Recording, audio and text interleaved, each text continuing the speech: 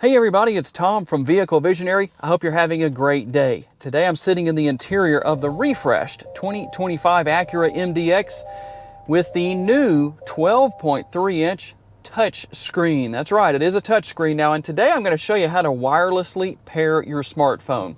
And you can see right here, when you start the vehicle, if your phone isn't paired already, it's going to give you the prompt where you can go ahead and connect a new device. There are a couple of other ways you can do that, but we'll go ahead and take advantage of this. It's going to give you the instructions on the screen, so we're going to just follow those instructions. We're going to go to Bluetooth, and then you're going to scroll all the way down here, and you see Acura MDX. So that will start the process. I selected that.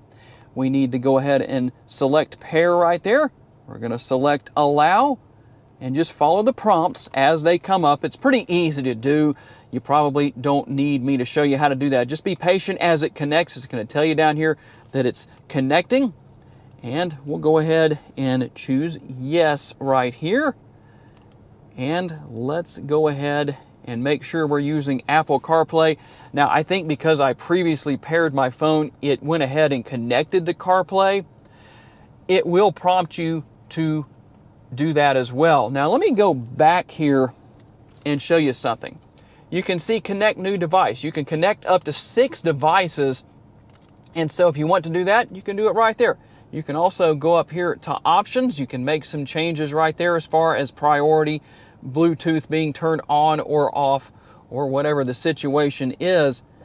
And I'm going to go right here. If I just wanted to use Bluetooth, I could do that, or Apple CarPlay.